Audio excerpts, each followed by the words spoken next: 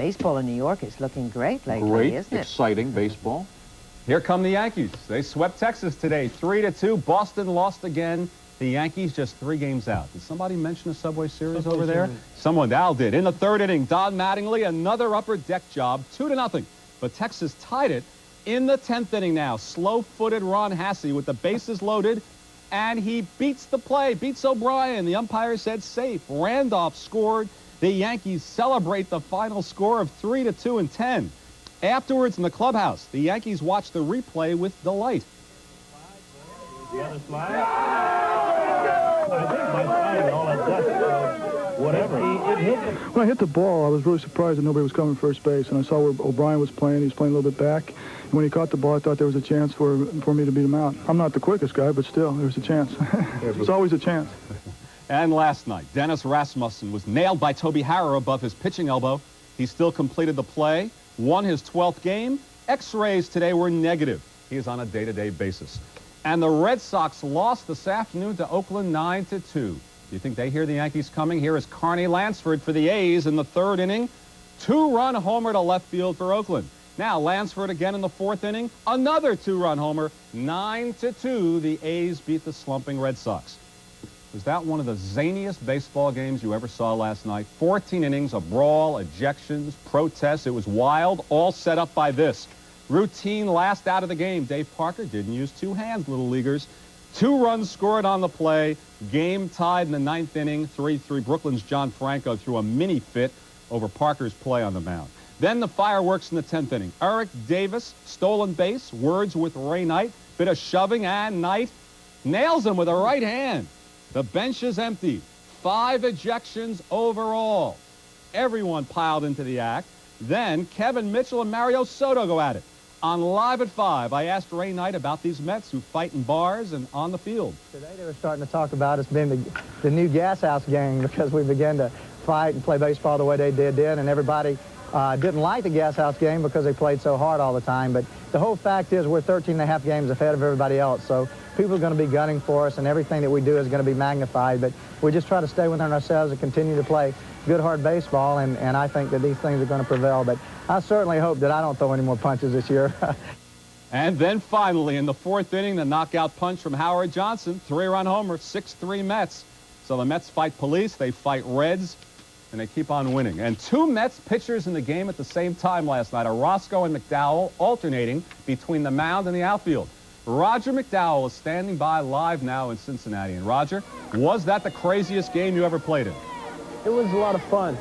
It was, you know, something that had everything, and Jesse and I were switching back and forth. And if you remember last year, Clint Hurdle and Rusty Staub were switching from left to right field. And the first time I passed Mookie Wilson, I said, "Hi, Rusty," and he turned around and smiled at me. And you know, he doesn't have red hair and he's not too big, so he got quite a kick out of it. All right, we have a little piece of tape we can show of you and Jesse switching back and forth on the field. Were you disappointed that you never got to make a catch out in the outfield? Orozco made one. Well, you know, I said to Jesse that hopefully I was going to get him a fly ball. I was out in left field, and Eddie Milner hit a fly ball to me. I had it all the way. Could have caught it in my back pocket, and Lenny stepped in front of me and picked it up. I would have liked to have the put out, but I'd rather take the win. Okay, Roger, congratulations. You were the winning pitcher, and have another crazy game tonight. Thank you. Okay, Roger McDowell. We did switch back and forth in the outfield and on the mound. And after all that, Montreal lost. They're losing this afternoon. The Mets could lead by 14 games. Lee Mazzilli, the former Met poster boy, was cut by Pittsburgh today. Billy Sims retired from the Detroit Lions. And there was a full moon all over baseball last night. Former Yankee Ken Griffey hit 3 home runs for Atlanta, and the Braves lost. Here's Nolan Ryan striking out his 14th Expo, a one-hitter for him. Houston won, but Ryan did not get the win. In addition to all the Mets and Reds ejections, here's Chet Lemon of Detroit, thrown out. Carlton Fisk, gone. Jim Fregosi, also thrown out. In Anaheim, the lights went out for 15 minutes. And in St. Louis, managers Whitey Herzog and Roger Craig of the Giants. And they go at it. They had a free-for-all in St. Louis as well last night. What's going on? Here they go again. Look at this. To the other side of the field, at the bottom of the pile, Tommy Herr. Herr was spiked behind his ear. And finally, after all this, Vince Coleman forcibly removed by teammate Mike Heath. What a night in baseball last night. And that is sports. I like that little MTV touch in sports. Yeah, that's kind of neat. Yeah.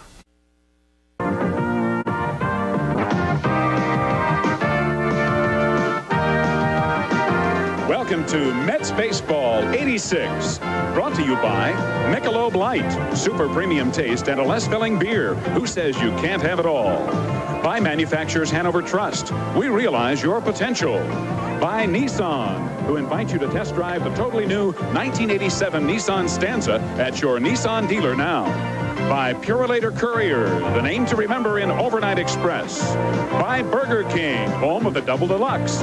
Burger King, we know how burgers should be. By AT&T, the right choice. And by Ford, your local New York, New Jersey, and Connecticut Ford dealers.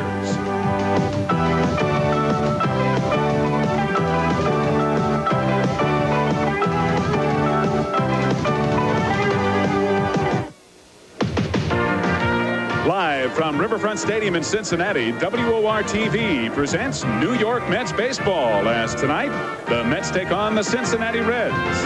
Pitching for the Mets tonight, right-hander Ron Darling, who is 9-3 with an ERA of 2.82. And on the mound for the Reds, it's left-hander Tom Browning, 8-7 with an ERA of 4.06. Well, hi, everybody. I'm Ralph Kiner, along with Tim McCarver and Steve Zabriskie, all set for the final meeting this year between these two ball clubs. The Mets have won 7, the Cincinnati Reds have won 4, and in the regular season, this is it for both of these ball clubs for the year. Well, the Mets are doing a fine job. They're 13.5 games in first place over the Montreal Expos, and the Reds are battling in fourth place. They are 7 games back of the Houston Astros. Last night, the Mets winning in extra innings, but more than that in the ball game as we go down to Tim McCarver and his special guest. All right, thanks a lot, Ralph Kiner, and I am with Ray Knight. And Ray, can you tell us your version of what happened last night? Well, as quickly as it happened, Tim, I told Gary before the pitch that he was going to steal because he's been stealing third light. So we were prepared for it. He just got a great jump. He slides harder than anybody in the league because he's probably the fastest runner in there. Always comes up with a pop-up slide, and he did that one time over in New York. But the ball was a little inside, and I whirled to tag him. I've got stopped replay of the action, and it was just a natural reflex for me to go into him with a tag. But he slid, and he popped up, and he hit me, and he was kind of on top of me, and I raised up because of the entanglement, but nothing with any malice or trying to be aggressive or anything. And then when he did, he spun me around a little bit, and I looked at him, and I said, what's your problem? Like that, and he says, don't push me. And I said, I didn't mean to push you, Eric. I said, you're safe. I can't push you off the bag. You're safe. And then he looked at me aggressively, grabbed my shirt, and looked at me in my face, and said, don't push me again, mother. And when he did that, I looked in his eyes, and I felt threatened, and so I just did what I did. Okay, let's get Dykstra and Tim Tuffle, and following Tim will be Keith Hernandez at first base, Gary Carter hitting fourth and doing the catching, right fielder Darryl Strawberry hitting fifth, Kevin Mitchell in left field this evening and batting sixth, Ray Knight, the third baseman, hitting seventh, Rafael Santana, the shortstop, hitting eighth, and Ron Darling on the mound batting ninth. And with the runner at first base and one away, the batter will be Keith Hernandez. Keith hitting at .293 with 7 home runs, 40 runs batted in. And Keith with a 6-game hitting streak, hitting .400 over the 6 games. Keith with 10 hits in his last 25 times.